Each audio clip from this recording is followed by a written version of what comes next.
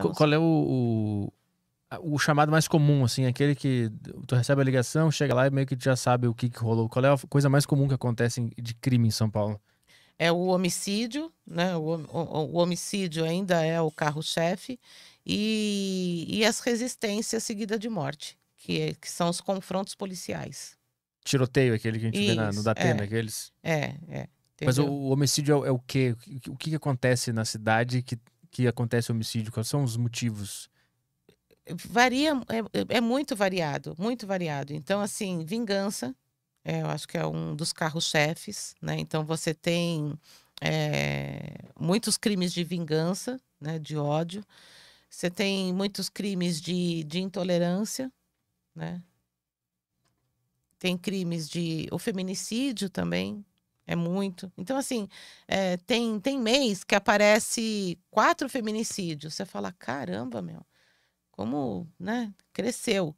No outro mês não aparece nenhum feminicídio. Uhum. Daí, num mês, pandemia, eu senti um pouco mais do latrocínio. O latrocínio aumentou um pouco. Então, tudo fechado, os caras começam a ir para a rua para roubar em farol, né? Para roubar na saída da casa.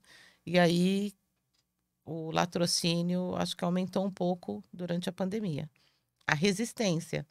Os caras começaram a sair para roubar a rodo, Uhum. Aí a né? polícia chega e rola o E tiroteio. ele tenta, ele sabe que naquele momento ele vai ser preso, né? E aí ele tenta a sorte, né? Ele vai tentar a sorte. Ele acha que ele vai conseguir matar uma guarnição inteira da polícia que está indo prender ele. Daí ele tenta a sorte, e aí saem os confrontos. E pra fazer fotografia dessa cena, porque deve ser um lugar muito grande, né? É. É complicado de pegar tudo. Tu consegue zerar um cenário assim? Em quanto tempo tu precisa pra resolver Olha, um cenário desse? vamos falar em quantidade de foto? Uhum. Eu tenho locais, a média de fotografação no local simples. O que é um local simples, Thelma? É um, um corpo num veículo com tiros, né? É um local simples, simples que eu estou dizendo em quantidade de fotografia. Você vai ter umas 60, 70 fotos. Pô, é bastante, né? É. Um caso complexo, vai, Matsunaga.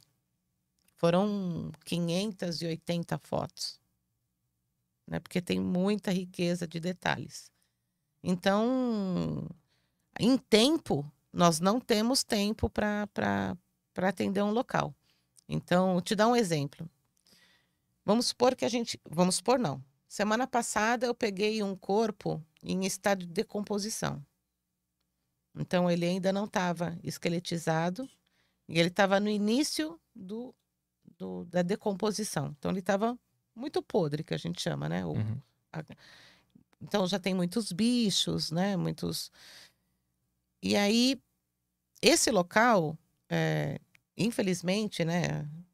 Parece até meio jocoso, mas ele exala um cheiro muito forte. É um local que geralmente eles tentam fazer rápido, né? Porque o cheiro. Nós ficamos 3 horas no local. Então, não importa a dificuldade que esse local traga, eu não tenho tempo para ficar lá. Se eu precisar ficar num local 8 horas, eu vou ficar 8 horas. Se um local eu fiz em 20 minutos, é porque esses 20 minutos foram suficientes, Uhum. entendeu?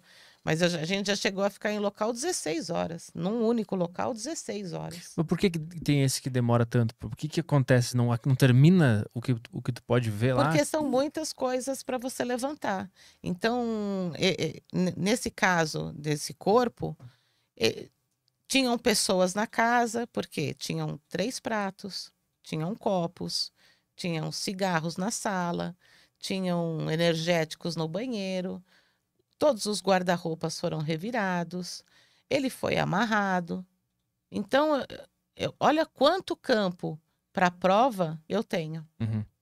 né? Então, nós vamos coletar DNA de todos esses copos, nós vamos coletar a impressão digital de todos os possíveis lugares que o autor tocou, nós vamos ver todas as possibilidades de aonde ele foi pegar a faca, Aonde? Será que ele mexeu nessa gaveta? Vamos. Então, a gente tenta montar esse quebra-cabeça para melhor coletar tudo que é possível.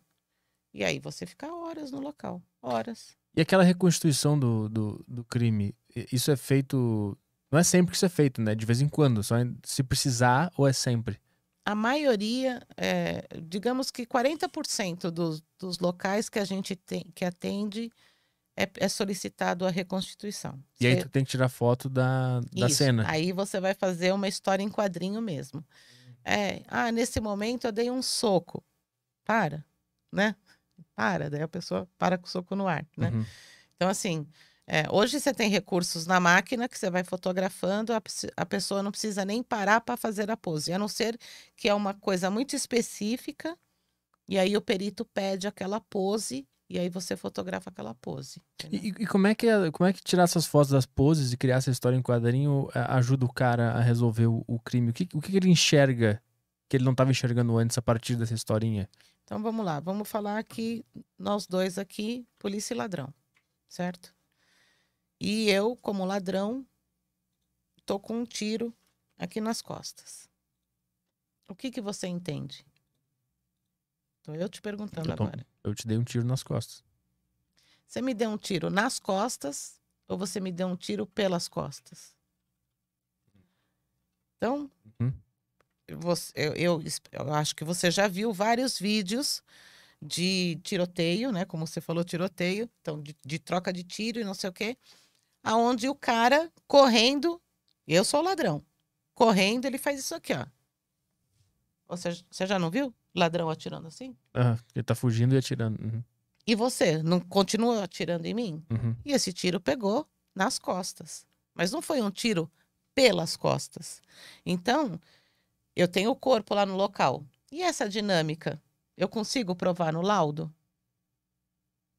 Eu consigo provar que tem um tiro, que tem uma entrada e uma saída numa trajetória, né? Onde a possível posição do atirador é essa. Uhum. Para o promotor, para o juiz, para o advogado, ele quer entender isso melhor. Então, ele vai solicitar reconstituição. Na reconstituição, você vai ter a possibilidade de estar mostrando essa biomecânica. Uhum. Então, não é um tiro nas costas, é um tiro nas costas e não um tiro pelas costas.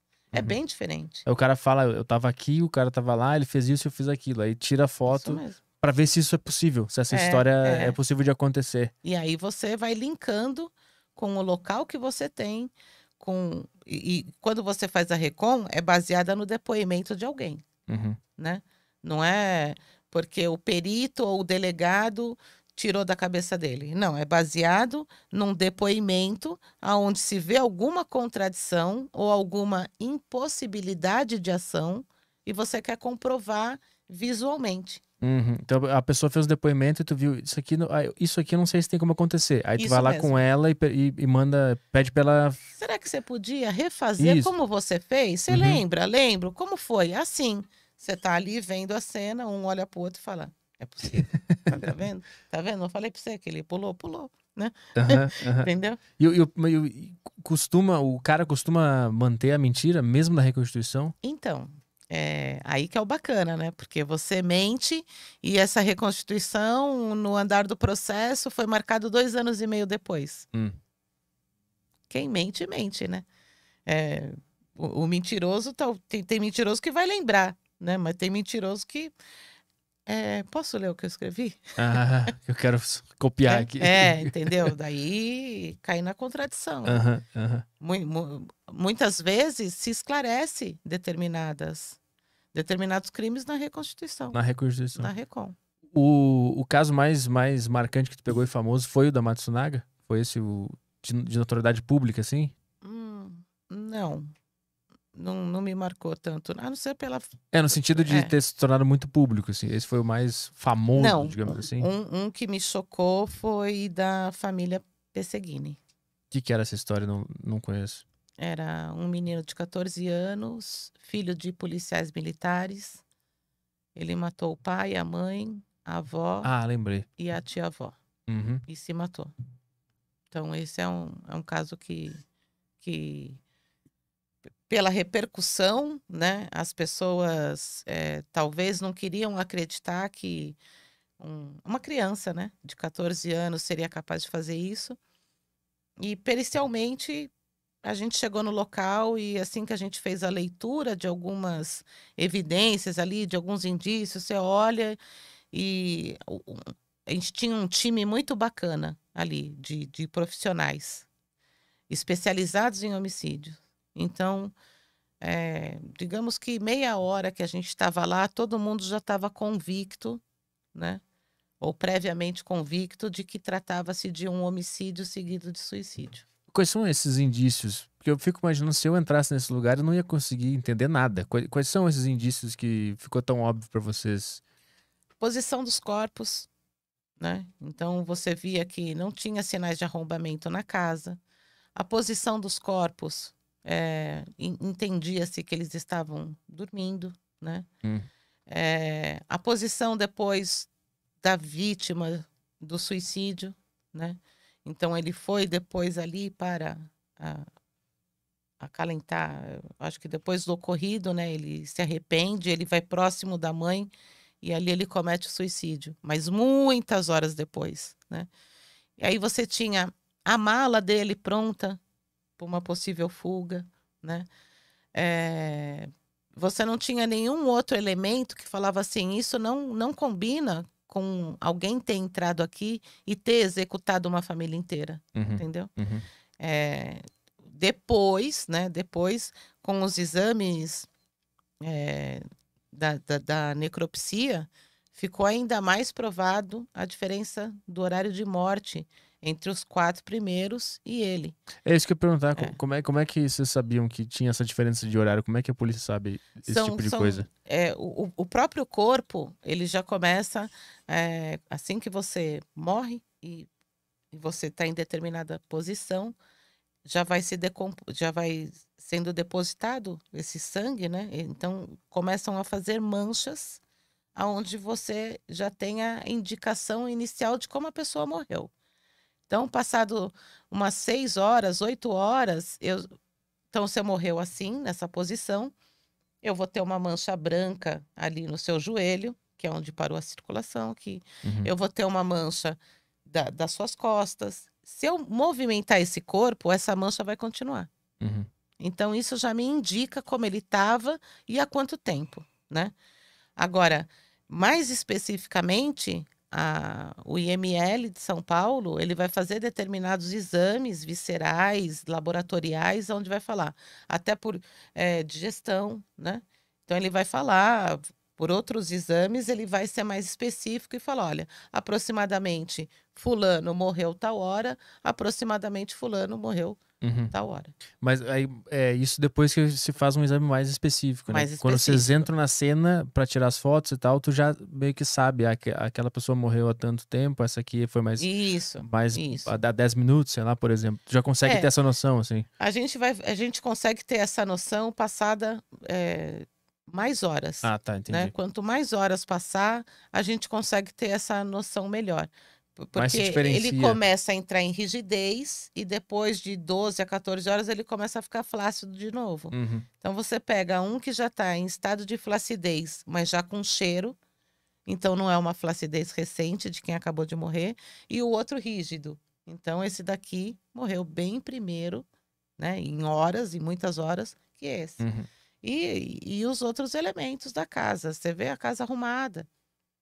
Né? Então não teve confronto? Não teve, né? Não teve. E esse caso, ele foi... Não tem um motivo, né? Não entenderam por que isso aconteceu ou chegaram a entender?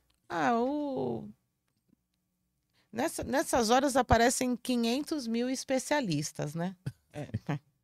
Para ajudar o menino, não apareceu, enquanto estava vivo, a família inteira, não apareceu nenhum especialista. Mas depois que morreu e aconteceu a tragédia, aí todo mundo é especialista. Então, isso tô te repassando como eu comprei, né? O peixe que eu comprei, eu estou passando para você. Aí falaram que ele tinha uma doença degenerativa, e então ele vivia realmente sendo muito assistido pela família, mas ao mesmo tempo podado, porque ele tinha uma doença que a família tinha muito receio que acontecesse alguma coisa com ele fora de casa. Uhum. Então a família podava ele de sair, né? E teve um grupo de amigos que um desafiou o outro. Será que você tem coragem? Ah, eu tenho, vamos fazer. Você não. E ele fez, né? Então, essa parte eu não acompanhei tão bem.